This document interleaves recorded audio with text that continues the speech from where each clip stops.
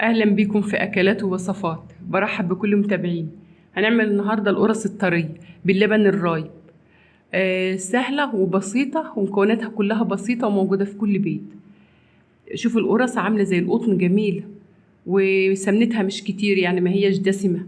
دي للشاي، هي ساده. عايزه تعمليها فيها محشيه بالجبنه عادي، ببطاطس، اي حاجه اللي انت عايزاه. معايا كوباية كبيرة سمنة على زيت، ولو فاعت سمنة بلدي أو حتة زبدة تخلي ريحتها زي البلدي كده مفيش مشكلة. ومعايا كيلو دقيق. الكمية اللي معايا أنا كيلو دقيق، الكمية زي ما انت عايزة، ممكن انت تزودي الكمية. أنا بس بقول الحاجات اللي بتبقى مطلوبة، وانت بالكمية اللي انت عايزة تضعف الكمية تنقص الكمية براحتك. معايا قطعة من الخميرة البيرة، ومعايا سكر. هما دول حطيت عليهم شوية المية وسبتهم يتفاعلوا شوية، 5 دقايق، 10 دقايق. السمنة خدتها سيحتها على النار، فكت السمنة بس مع الزيت، يعني ما غلتش. ومعايا كيس بيكنج باودر، حطيته على الدقيق، قلبته مع الدقيق. عندك شوية سمسم عايزة تحطيهم مفيش مشكلة. حطيت كل المواد السائلة كلها على الدقيق.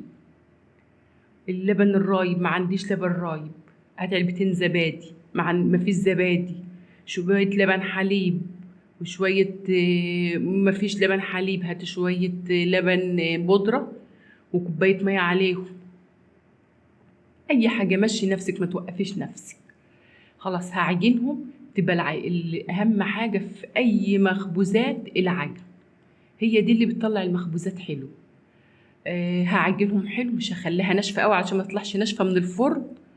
والقرص بتبقى عايزة درجة حرارة عالية برضو علشان ما تطلعش ناشفة. هي دي عايزة تتعجن حلو، تلتها حلو وتظبطي عجينتك وتسيبيها. هغطيها واسيبها تخمر ربع ساعة. ما تكتريش عشان خاطر لما انت هتقطعيها تاني وتفرديها هتسيبيها تخمر برضو. فانت ما تكتريش في المدة علشان خاطر ريحة الخميرة ما تطلعش فيها. هغطيها واسيبها ربع ساعة. ممكن يعني تمسحي بس العجينة بشوية زيت بساط علشان بس ما يتغيرش شكل العجينة، ما تبقاش شكلها وحش ومشققة. هقطعها، يعني هقرصها كده قطع، وهسيبها ترتاح 10 دقايق علشان اعرف افردها. وبعد كده هفردها واحطها في الصواني، صواني الخبيز والصواني الباقية، لان الكمية اللي عندي مش مكفية، يعني صواني الخبيز اللي عندي مش مكفية. هسيبها بس ترتاح كده. بعد كده 10 دقايق بس هغطيها واسيبها ترتاح 10 دقايق، واجيب افردها بقى. المهم في سمك القرصة. القرصة تسيبيها سميكة شوية، يعني ما تخليهاش رفيعة خالص كده وتبقى، عشان ما تبقاش ناشفة وتبقى وحشة، عشان يبقى لها قلب تعرفي تاكلي بيه.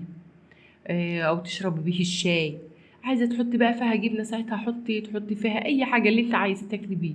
عسل، تاكلي بعسل، بجبنة، بأي حاجة زي ما انت عايزة، بحلاوة، اللي انت عايزاه. خلاص هخلص الكمية فرد، وهسيبها بقى تخمر براحتها خالص.